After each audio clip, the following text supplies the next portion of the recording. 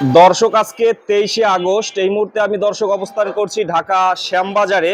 তো দর্শক আজকে কিন্তু প্রচুর পরিমাণে বাড়লো দেশি পেঁয়াজের দাম। তো দর্শক যে যেখান থেকে আজকে আমাদের এই ভিডিওটি দেখতেছেন সকলে লাইক কমেন্ট করে দর্শক পুরো ভিডিওটি দেখতে থাকুন। দর্শক আজকের বাজারে কিন্তু পেঁয়াজের দাম অনেকটাই বেশি। তো আজকে আমরা জানবো বিস্তারিত। আসসালামু আলাইকুম। ওয়ালাইকুম আসসালাম। ভাইয়া কেমন আছেন? ভালো আছি ভাই। আপনি ভালো আছেন ভাই? আচ্ছা, তো আজকে তো 23শে আগস্ট। আজকের বাজারে দাম কেমন আজকে ভাই? আজকের বাজারে যেটা ভাই গতকালকে 93-94 বিক্রি করছিলাম, হুম ওটা আজকে মার্কেটে 100 টাকা বিক্রি করলাম। আর যেটা 88, 87, 90 বিক্রি করছে, হুম ওটা আজকে 95-94 টাকা বিক্রি হচ্ছে আজকে আজকে। যাই হোক, দেশের আটের বাজার পাবনা আজকে 4042 টাকা মন, আবার মানে 4000 টাকা মন গেছে 4000 পাবনা থেকে 4000 থেকে 4200 টাকা মন আজকে। অর্থাৎ 4200 টাকা মন আজকের বাজারে গেছে। বেড়া হুম চিনে ঘোড়া হুম পাবনার মধ্যে আর কি। হুম আর নাজিরগঞ্জ একটা আড়ত আছে, ওখানে গেছে 3800-3900 টাকা মন। হুম এবং আমি পাংশাই মধ্যে শুনলাম, যার একটা ব্যাপারী আমার মাল দেয়, হুম উনি বললো আমাদের এখানেও 4041 টাকা বাজার। হুম আর একটা আছে ফরিদপুর সসরাইল, আপনার নগরকান্দা সালতা মন্তার মোড়, এখানে 3839 টাকা বাজার আইস। আজকে 3839। এগুলো বাংলাদেশের সবচেয়ে নিম পেজ। হুম আজকে 3839 টাকা বাজার আজকে। আজকে নিম পেজ। আর আমি তো বেড়া আদায় কিলেছো মানে এগুলো বললামই যে এই দাম হুম হুম 4042 পাবনা গেছে। হুম এবং গরম একটা খবর হয়েছে কি, কালকে হঠাৎ করে পড়ে মাত্র বোমরা পড়ে 12 গাড়ি মাল ঢুকছে। কত? অনলি 12 গাড়ি মাল ঢুকছে ভারতের। ভারতের 12 গাড়ি মাল 12 গাড়ি মাল ঢুকছে। প্রথমে 98 টাকা বিক্রি হয়, পরে 100 টাকা, হুম তারপরে 102 টাকা বিক্রি হয়, যার জন্য পিঁয়াজের বাজার অস্থিরতা দেখাচ্ছে। মানে ইন্ডিয়ান পেঁয়াজই কেনা পড়তেছে 98 100। হ্যাঁ, না, 98 থেকে 102 টাকা কিনতেছে পড়েই বাজার। ওখানতে 5 টাকা 6 টাকা খরচ আছে গাড়ি দিয়ে, গাড়ি ভাড়া দিয়ে। হুম এখানে এসে পড়বে নিম্নে 106 থেকে 5 টাকা। 10 টাকা যদি বিক্রি করতে হবে। 98 পড়ে তাহলে 5 টাকা পড়বে, যদি 102 টাকা কেনে 100 পরে 7 টাকা 6 টাকা পড়বে। সে মাল যদি 107 টাকা 6 টাকা না বিক্রি করতে পারতে চালান করবো না। হুম হুম হুম এখন ইন্ডিয়া ভাবছে পিস দেবো কিনা, এটারও আমার জানা নাই। এখন আমার ডাক্তার ইন্দ্রজ ভাই সরকার হয়েছে, হুম তো ওনার কিছু ইগুলো আমি ভালো দেখতেছি ক্যাপাসিটি। যেমন শুনলাম যে ফারাক্কা ছাড়িয়ে দিছে পানিতে, চৌমনি, সিলেট, ফেনী, হুম ময়মনসিংহ, কুমিল্লা, তারপর আপনার চৌমনি, এগুলা বর্ষাতে অনেক ক্ষতিগ্রস্ত হয়েছে। হুম তারপরে কিছু মানুষও নাকি মারা গেছে ওখান থেকে।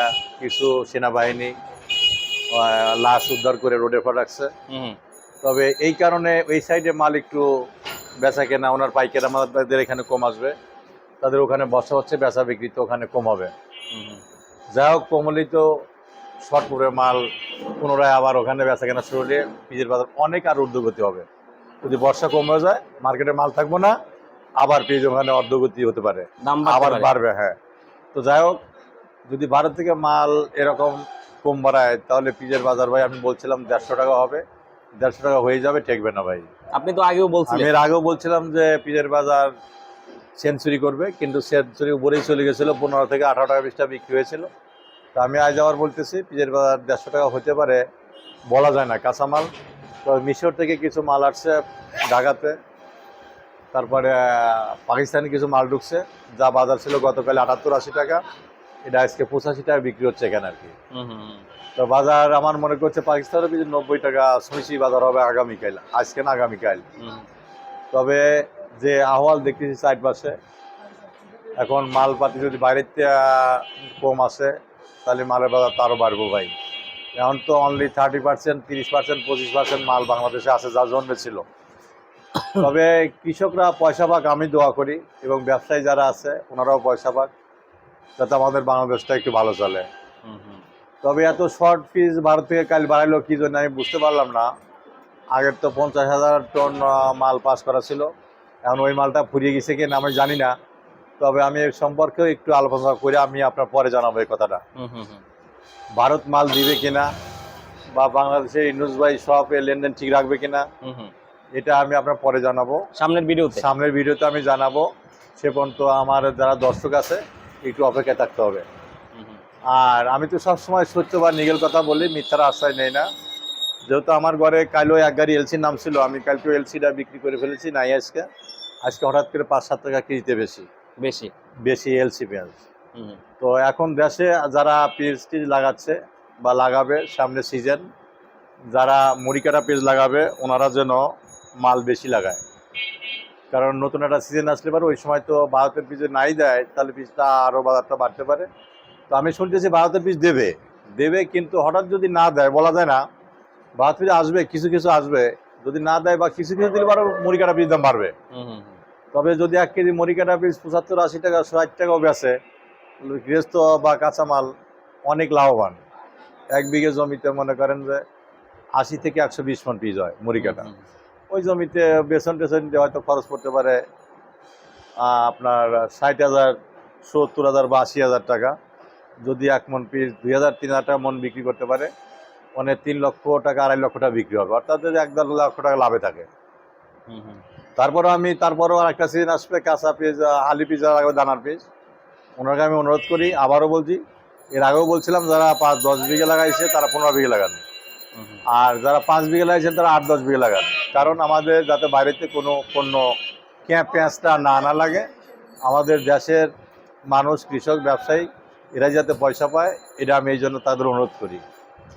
আবারও ডাক্তার ইউনূস ভাই আমি অনুরোধ করি, আমাদের যে পরিস্থিতি এখন বাংলাদেশের, আমি মনে করি আমাদের পাশে যদি ফারাক্কাবাদ ছাড়িয়ে দেয়, বাংলাদেশের জন্য, মানুষের জন্য পাশে যদি একটা ওই রকম ফারাক্কা আমাদের তৈরি করা হয়, যদি প্রতিটা গৃহস্থ বা কৃষকের কাছ থেকে প্রতি ঘরে ঘরে 1-1.5 টাকা যদি নিয়েও করা লাগে, তাও যেন এটা করে। আমি ইউনূস ভাইদের কাছে আবেদন করি এবং উপদেষ্টা যেসব ভাই আছে এদের কাছেও আবেদন করি, যদি এরা একটা অ্যাকাউন্ট খুলুক। আমি কিছুক্ষণের মধ্যেই দেখলাম বিদেশিয়ালারা, ইউনূস ভাই বলতেছে আপনি একটা অ্যাকাউন্ট খুলেন, আমরা বিদেশিয়ালারা আপনার অ্যাকাউন্টে টাকা পাঠাবো, ওই টাকায় যে আপনারা মুজিবাদ যাতে বাদ দেন বা ব্রিজ করেন বা গেট করেন, যাতে আমাদের ওই পানিটা বাংলাদেশে প্রবেশ করতে না পারে।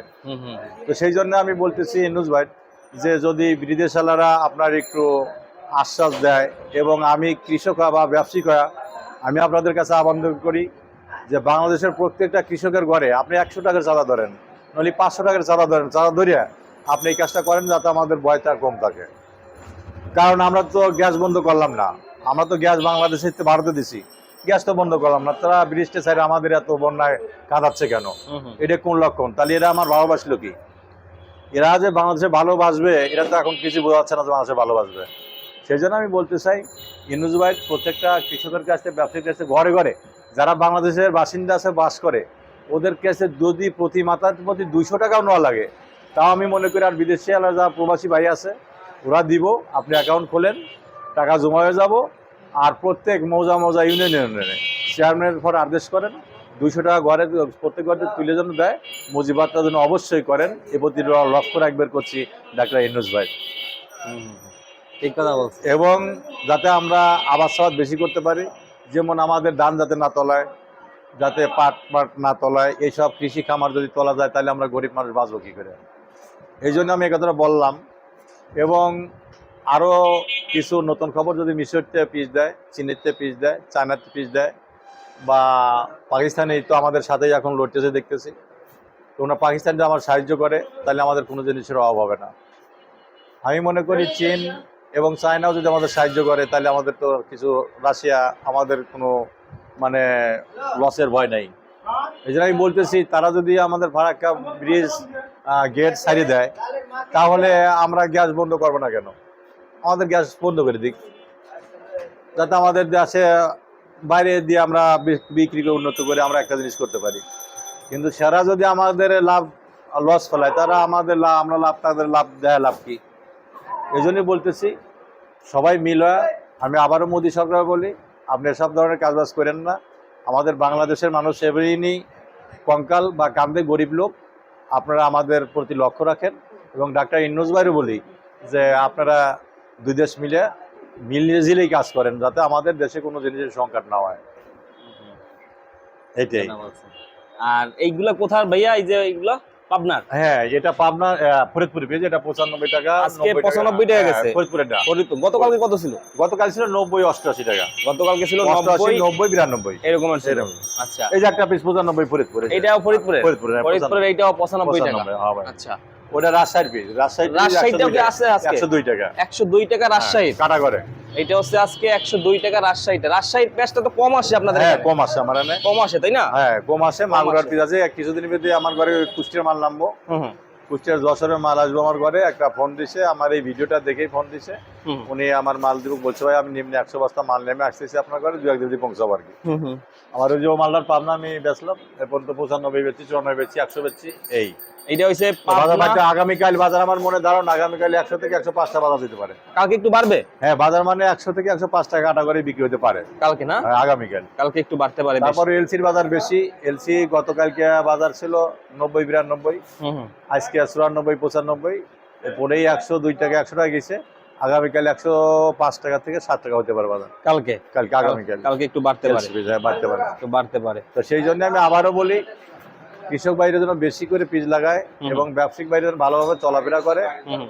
এবং আমাদের সাথে যোগাযোগ রাখে যেন পিজের ব্যবসা করে। আমাদের সাথে কথাবার্তা বলে পিজের ব্যবসা করলে পারে ওনাদের ভালো হবে। আমার সাথে যোগাযোগ রাখলে ওনাদের খুবই ভালো হবে। তো শেষ কথা, আপনারা কৃষক ভাইদের বলি, সামনের বছর যেন ওনারা আবাদ সওয়াদ বেশি করে, যাতে আমাদের বাড়ির কোনো পিস না লাগে। এই ধরনের আমি ওনাদের অনুরোধ করি।